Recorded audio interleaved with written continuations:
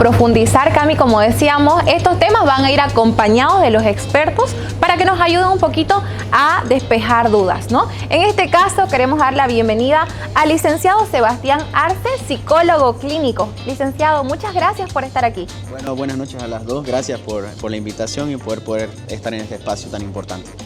Qué gran orgullo tenerlo aquí. Bueno, vamos a hablar un poquito, como mencionábamos hace un momento, estábamos hablando con Stephanie Alvarado, una víctima de violación sexual. Entonces, ¿cuáles son los aspectos que más sobresalen después de una violación sexual? Bueno, es importante también recalcar dentro de lo que comentaba en el caso anterior y lo que hemos visto de que muchas personas que son víctimas de violencias tienen una gama amplia de emociones, de sentimientos, ¿no? La mayoría negativa, un poco de tristeza, preocupación, y eso conlleva mucho a lo que son ciertos trastornos como la ansiedad o la depresión. En realidad, muchas veces se desenvuelve y desemboca en eso justamente. Entonces, creo que es un aspecto a tomar en cuenta al momento de poder, antes de hacer el tema de la consulta o la calificación o la clasificación que uno tenga que hacer en el aspecto clínico o psicológico, conocer la historia de detalle y ver el porqué para encontrar una solución, ¿no? Correcto, ¿no? Es un tema tan delicado que a veces obviamos hablar de esto. ¿Será que nos puedes un poquito explicar, así súper general, cómo sería y cómo yo me debo dirigir hacia una persona que viene, si estoy en un establecimiento de salud, ya sea público o privado? Quiero recalcar esto porque estamos hablando de distintos escenarios. ¿Cómo debo yo, como un personal, atender a esta persona? ¿Cuál sería el primer indicador que no le debo decir a esta persona? Bueno, lo primero que sí comentaba justamente Stephanie es la parte de la empatía, ¿no? Si bien hay un procedimiento, es necesario evitar hacer que la víctima pase por las situaciones que llevaron justamente a acudir al centro de salud. Es importante primero conocer la historia, poder empezar a tener algún registro previo sin que se sienta de una manera involucrada nuevamente en lo que está pasando, ¿no?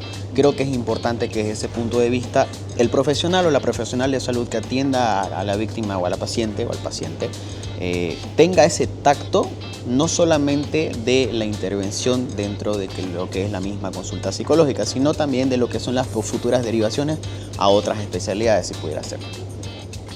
El tema de acudir con un psicólogo, obviamente, para entrar en un proceso que nos ayude en toda esta etapa de sanar, de abordar este tema, contamos con leyes que nos amparen como víctimas, más allá de lo físico, sino del tema de la salud mental.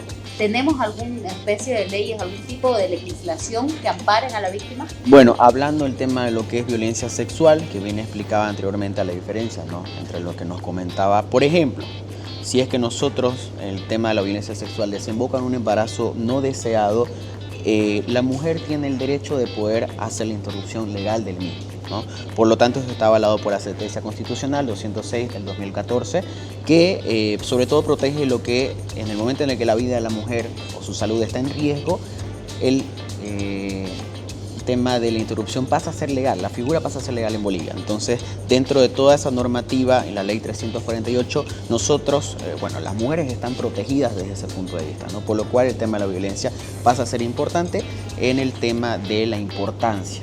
Es decir, la víctima pasa a ser protegida legalmente por el Estado y también los centros de salud, tanto públicos como privados, deben brindarle la atención médica necesaria. Correcto. Sebastián, licenciado Sebastián, se me viene algo a la mente, ¿no? Un caso que yo me estoy inventando. ¿Qué sucede si se da una violación sexual a una joven o adolescente? Esta joven adolescente no tiene recursos económicos y tampoco tiene la información. Es algo que decía Camila hace un momento, de que si no tengo la información es muy difícil que yo pueda acceder. ¿Qué pasa si esta joven adolescente llega hasta una etapa del embarazo donde ya es imposible hacer una interrupción legal? ¿Qué después? Bueno, muchas veces existen algunos establecimientos médicos que constan o que cuentan con proyectos que ayudan para el tema de una interrupción legal, ¿no?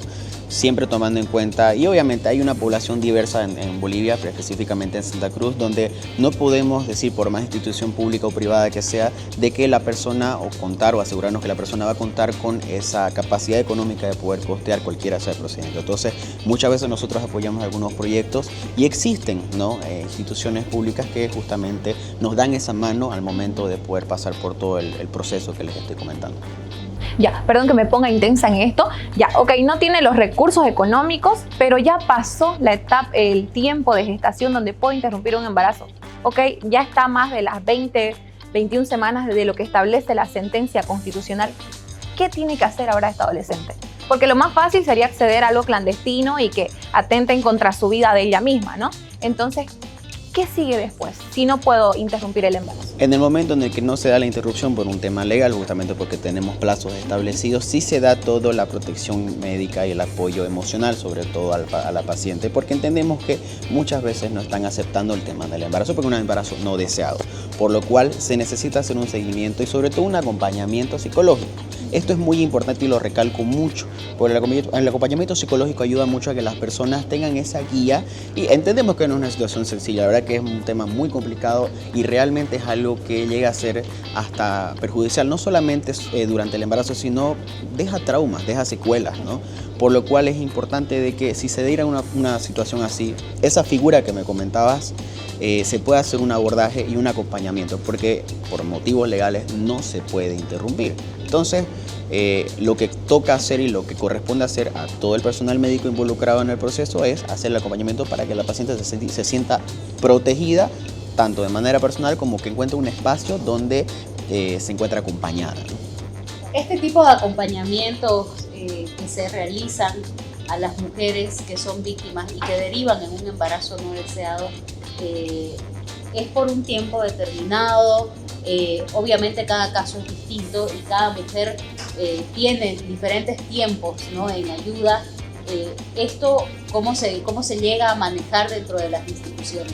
Bueno, lo recomendado obviamente en primera instancia es de que sea la parte previa y posterior, es decir, pre y post, solamente tomando en cuenta algunos puntos importantes.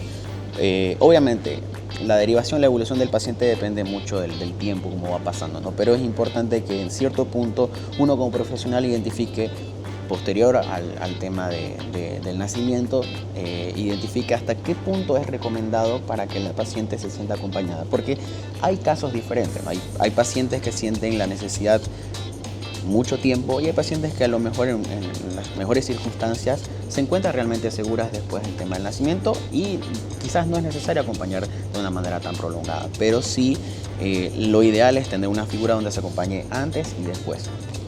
¿Qué pasa, Sebastián, si yo no tengo acceso a una sesión psicológica? ¿Cómo sé que ya estoy atravesando o ya estoy culminando todo este trauma en caso de una violación sexual?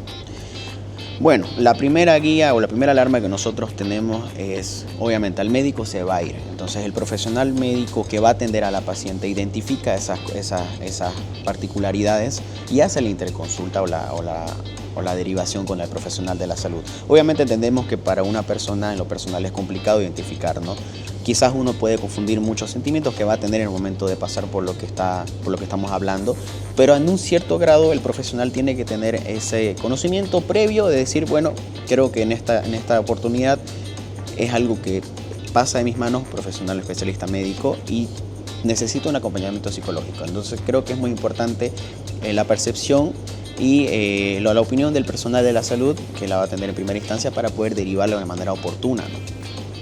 Creo que existen especialidades médicas en las que la gente los considera como un tabú, ¿no? El tema de la psicología, psiquiatría, el tema de terapia, que debería ser habitual en todas las personas, es como que no, yo no estoy loca, yo no necesito, no, para nada, esto es una burrera, no la necesito, no la quiero, pero es importante informarle a la gente y hacerle ver y entender de cuán importante, valga la redundancia, es poder acceder a este tipo de ayuda, independientemente del caso, ya sea con violación o sin violación. acceder a este tipo de consultas y poder conversar con una persona profesional que nos va a ampliar el horizonte y que va a llegar al fondo del tema de algún trauma que nosotros estemos arrastrando, de por qué soy así, no entiendo, por qué esto, por qué lo otro. Y es precisamente eso, ¿no? Romper ese esquema de que es algo que... es algo de verdad, para locos. ¿No? Yo no estoy loco, no voy al psicólogo ni por si acaso. Sí, en realidad es un proceso complicado para muchas personas, sobre todo los pacientes que es la primera vez que acuden al psicólogo. Aunque no lo crean, es una cantidad muy amplia que tenemos de pacientes que es la primera vez. Siempre trato de preguntar para tener un conocimiento previo y la mayoría de veces es primera vez que vengo. Y es gente que no precisamente tiene 15 años, gente mayor.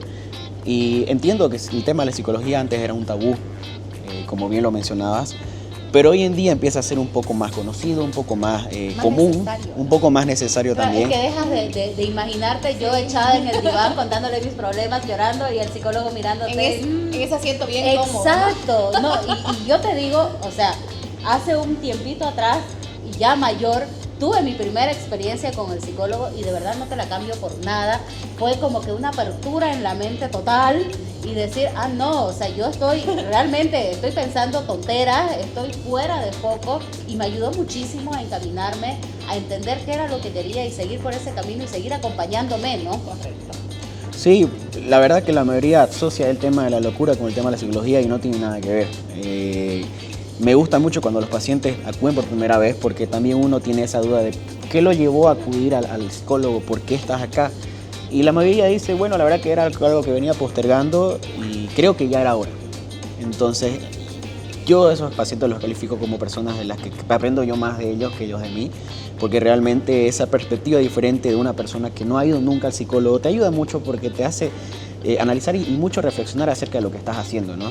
Y ver cómo una pequeña decisión puede ayudar a cambiar la vida de una persona. Entonces, desde un punto de vista más integral, si quieres ponerlo así, quizás hoy en día, pese a ser, como decía Iris, más necesario, la gente va más al psicólogo, pero nosotros quizás tenemos que tener ese tino de poder ayudarlos realmente, porque mucha gente cree que ir al psicólogo es ir a acudir y a escuchar un consejo y volver en 2 meses, o tener 3 semanas seguidas y volver en 2 años, en 3 años cuando me siento mal. Y no es así. El proceso psicológico es algo que tiene que tener una manera de prevención. Es decir, no solamente llegar a él cuando estamos en el problema que puede presentarse, sino como una manera de prevenir un posible problema que a todo el mundo le puede pasar. Siempre es algo que nosotros decimos que la situación que esté pasando, mala, buena, es algo que a todo el mundo le va a pasar. No es algo de que alarmarse. A todo el mundo nos pasa. Por más de que uno sea psicólogo, yo le digo siempre a las personas que me consultan de la carrera, bueno, no porque son ingenieros significa que vas a tener, ingeniero civil vas a construir un edificio ahorita. Yo por ser psicólogo tengo derecho a sentirme mal, a preocuparme, a estar triste o feliz por otro lado, ¿no? Obviamente. Pero la gente tiene que entender que son partes normales, son momentos normales que todo el mundo lo vive. A mí me queda esa duda, perdón que te corte, de que ¿cómo hacen los psicólogos que absorben todo tipo de problemas, todo tipo de situaciones? Y obvio, o sea, tienen el derecho de, me imagino, y se da en muchos casos, ustedes también hacen terapia. En realidad, yo lo puedo marcar como algo obligatorio, porque como decías, la palabra correcta es la absorción de todo lo que nos cuentan, las historias, y uno al final de cuentas, aparte de ser empático, muchas veces es vivir las cosas o tener esa vivencia de una manera personal. Si bien nosotros no la estamos viviendo y es el paciente, nos sentimos identificados con las cosas que van pasando. Entonces, es necesario, me ha ayudado bastante. Creo que el momento que uno comienza a hacer terapia, a dar terapia, necesita ir a terapia, acudir con un profesional, porque es un descargo al final de cuentas, ¿no? Una manera en la que uno se quita ese peso encima y esa mochila que muchas veces llega a ser tan pesada que necesitamos hacerlo.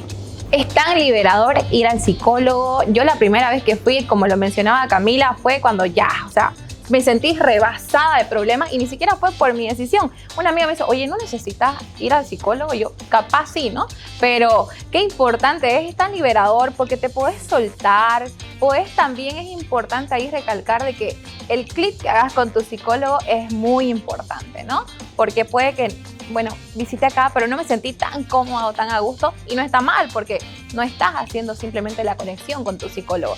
Así que normalizar que es muy importante ir al psicólogo. Si estás pasando por un buen momento, también tenés que aprender a manejar el éxito, ¿no? Entonces, es un buen momento para que vayamos al psicólogo. Si hay malos momentos, también, mucho mejor. Así que ustedes que están ahí, está bien no sentirse bien, y cuando ustedes no se sientan así, tienen que acudir a los profesionales que están dispuestos y prestos para que nosotros podamos llevar una vida equilibrada, ¿no? Porque no siempre tenemos días buenos, Cami. Así es, y mucho más si se dan este tipo de situaciones que veíamos al inicio, situaciones duras y críticas que necesitan mucho más del apoyo de un profesional para ayudarnos a superar este tipo de traumas, para no dejarlos de lado, pero aprender a vivir con ellos desde la perspectiva profesional y desde ese proceso de sanación.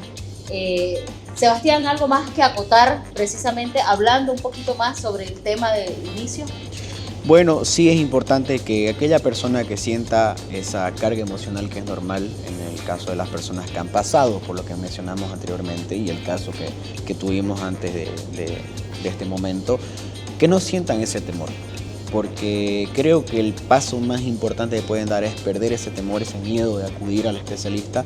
La ayuda la van a encontrar obviamente en muchos lados, pero tienen que estar convencidas de que es el momento para poder acudir a pedir ayuda. Pedir ayuda no te hace menos, realmente demuestra que sos una persona que quiere mejorar y que busca ser una mejor persona, no solamente en cuanto a sus características, sino en cuanto a lo que quiere para su vida. Entonces, lo mejor que pueden hacer es tomar la decisión correcta respecto a lo que es su bienestar físico y sobre todo su bienestar mental. No, totalmente contentas por toda esta intervención. Gracias, licenciado Sebastián Arce. Es un placer tenerlo en este segundo episodio de Voces Íntimas. Agradecerles a nuestra hermosa comunidad que se está uniendo a Voces Íntimas, el podcast que está viniendo a revolucionar y a cambiar estos temas muy tabú que están sin tocarlos, sin hablarlos, porque a muchas personas no les conviene hablarlos, ¿no? Entonces, gracias por estar aquí con nosotras. Recuerden que no están solas, siempre hay alguien dispuesto a escucharlas, y en este caso estamos nosotras, ¿no, Camila? Así es, gracias Sebastián, muchas gracias a ustedes que nos acompañaron.